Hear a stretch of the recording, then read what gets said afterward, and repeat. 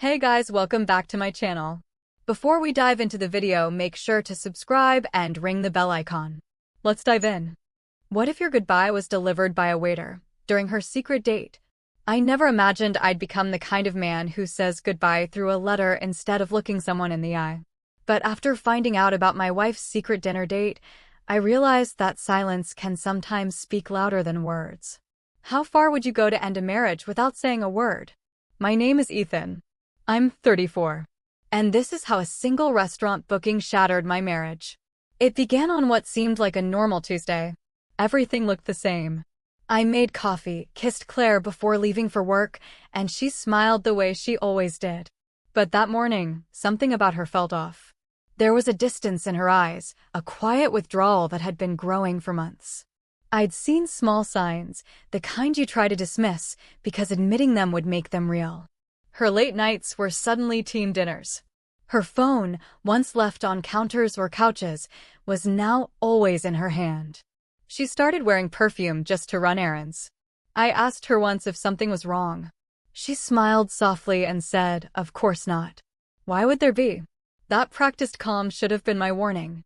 Then, about a week before everything fell apart, I saw something that confirmed my worst fear.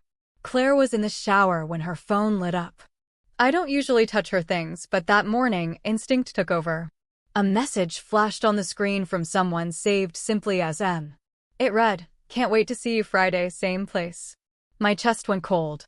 I scrolled up just a bit, enough to see flirty, close messages. There was no misunderstanding what I saw. I stood there, heart racing, barely hearing the sound of running water.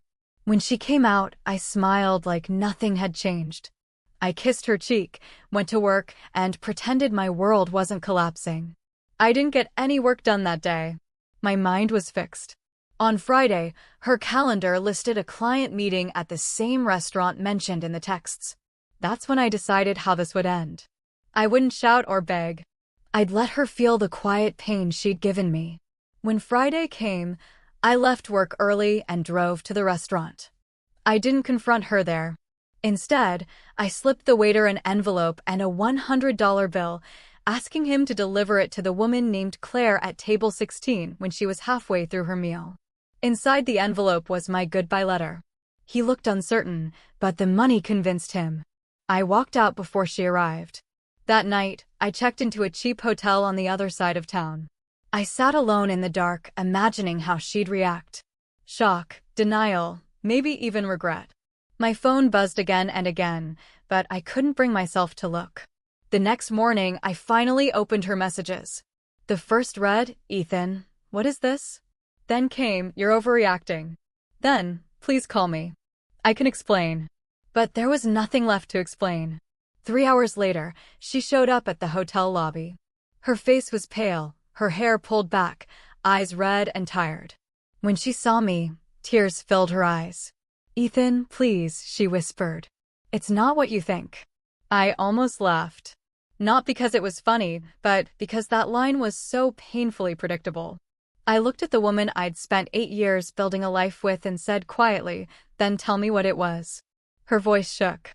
"It was just one dinner. I swear I just needed to feel seen again." Her words hung heavy between us. Fragile, full of guilt, and impossible to ignore. "You needed to feel seen," I repeated. "And you thought another man's attention would fix that." She looked down, tears sliding down her cheeks. "You barely talk." I felt invisible. Invisible. The word echoed inside me, not as an excuse, but as a painful truth neither of us could deny. That word lingered in my mind, sharp, cruel, and painfully ironic. I had spent years trying to give her everything she ever dreamed of. The house she picked, the vacation she wanted, even that little bakery she always talked about but never had the courage to open. I helped make it all real. Yet somehow, I was the one who made her feel unseen. "Do you know what that letter said?" I asked her. She shook her head, barely meeting my eyes. "Then let me tell you," I took a deep breath. It said, "I hope the man sitting across from you can give you what I couldn't. Honesty without guilt, attention without lies, because I can't keep loving someone who saves her smiles for another man." Her face broke. "Ethan, please," she whispered through tears. I made a mistake. It didn't mean anything. I gave her a faint, tired smile. That's just it, Claire. It always means something. Every text, every excuse, every half-truth, they all meant something. She started to cry then. The kind of deep, aching cry that comes when you realize it's too late. People think closure comes with shouting, slamming doors, broken plates. But the truth is quieter. It's two people sitting in silence, both realizing love alone can't repair what's already been destroyed. I stood and said softly, I've already moved out. The divorce papers are on the kitchen table. I hope you find whatever it is you are searching for. She didn't stop me. Maybe she knew it wouldn't change anything this time. Walking out of that hotel, I felt something strange. Not joy, not relief, but peace. The kind that comes when the storm finally passes. I didn't hate her. I didn't even wish her pain. I just wanted to be free of the weight I'd carried for too long. The following weeks were quiet. Friends asked if I was okay, and I'd always say yes, because explaining the truth was harder. The truth was I was learning how to exist again without her shadow in every room, every thought. Sometimes late at night, I'd replay that scene in my head. Her sitting at that restaurant, waiting for her lover and instead being handed my letter by the waiter. I used to imagine her reaction. Shock, guilt, maybe regret. But in the end, it didn't matter. I didn't need to know. Life has a way of moving on in small, almost invisible steps. One morning, you wake up, make your own coffee, and realize it doesn't taste bitter anymore.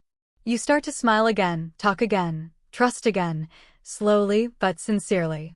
Months later, I ran into that same waiter by chance. He recognized me right away. Hey, you're the guy with the letter, right? He said. I laughed softly. Yeah, that was me. He shook his head, remembering. Man, I've never seen anyone go that pale before. She just froze. I nodded. I didn't need to hear anymore. That was enough. Looking back now, I've learned something important.